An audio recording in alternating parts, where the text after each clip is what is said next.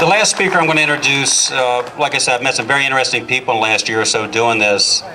This guy was always calm, collected, informed, but very passionate. Been a real gem to getting this thing all together. I want to bring Jon Sherman up, who's more, I think he runs Founders Values. He seems to be in charge.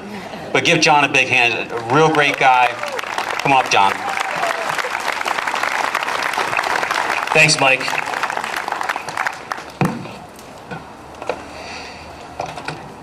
So I want to thank each and every one of you for coming out. I thank everyone who was here. I know we've thinned out a little bit, and you guys deserve credit for sticking in there. I am the last speaker, so you just have to get through me. And I don't know, I was concerned that maybe my comments would be a little too direct, but after Mike's, I've got nothing to worry about.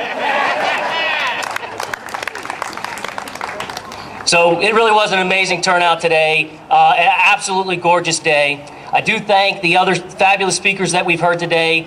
They really did a wonderful job. Give them a hand.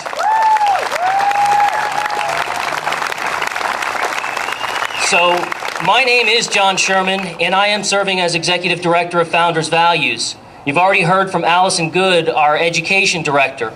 But I'm not here to speak to you as a leader of Founders Values. I'm here as a husband, as a father, and as a concerned citizen.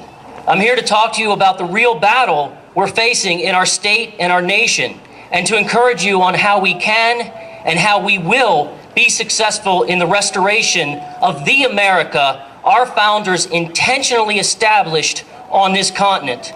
But first I ask you, what form of government did our founders select for this nation? A republic or a democracy? Republic. Yes, a republic. A constitutionally limited, self-governed representative republic. And I'll talk more about the self-governed part in a moment. But do you think our state and federal governments are respecting their constitutional limits? No. Is it time for we the people to reclaim government of the people, by the people, and for the people? Yes. Well, the Tea Party movement isn't a single group. We consist of many different national and local groups, such as the Conservative Caucus of Delaware, Delaware Rail Splitter Society, Smart Girl Politics, and Founders Values, and many other groups. But one of the common uniting beliefs of the Tea Party movement is a call to the restoration of constitutionally limited government.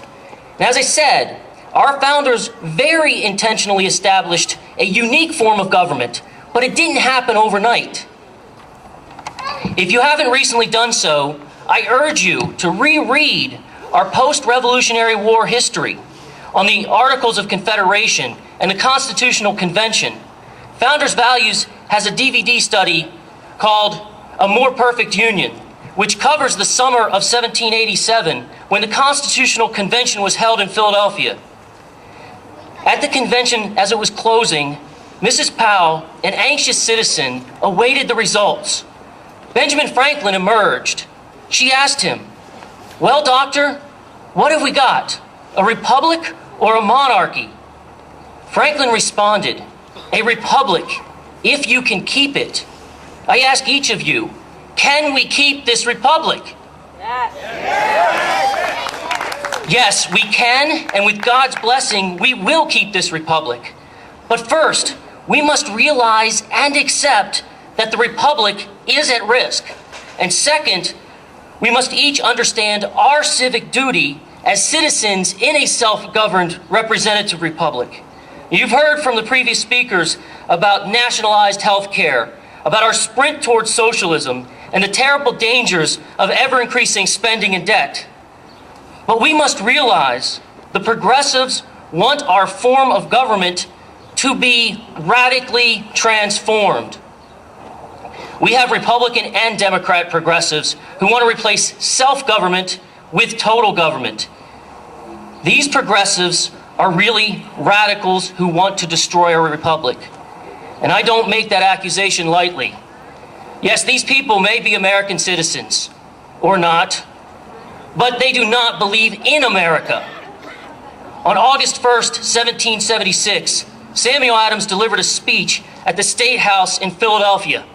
Adams proclaimed, "If ye love wealth better than liberty, the tranquility of servitude than the animating contest of freedom, go from us in peace. We ask not your counsel or your arms. Crouch down and lick the hands which feed you.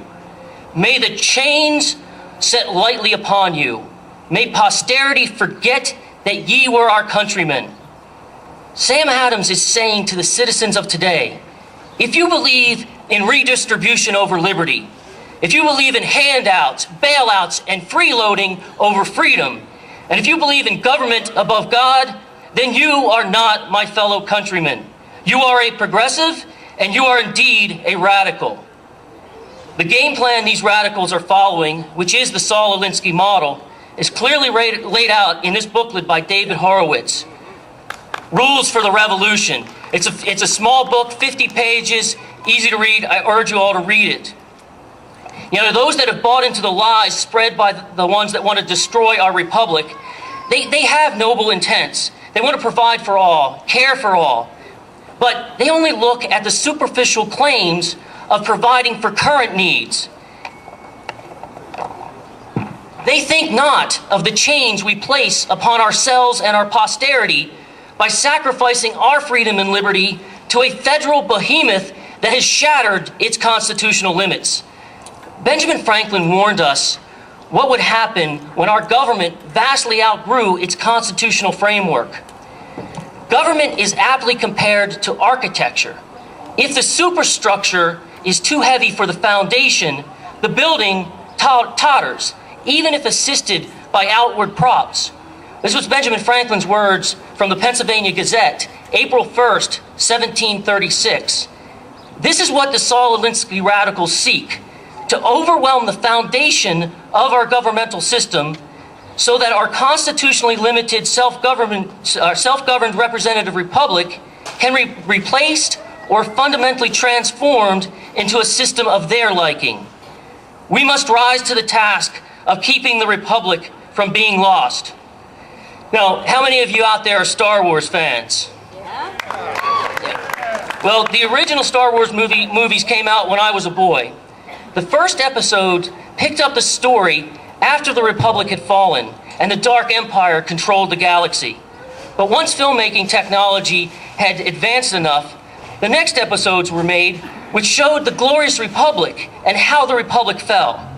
In those episodes, we see gullible elected officials thunderously applauding as the free Republic is abdicated into the hands of an emperor. Well, does that remind you of anybody in D.C. parading through the streets cheering on the passage of the healthcare takeover?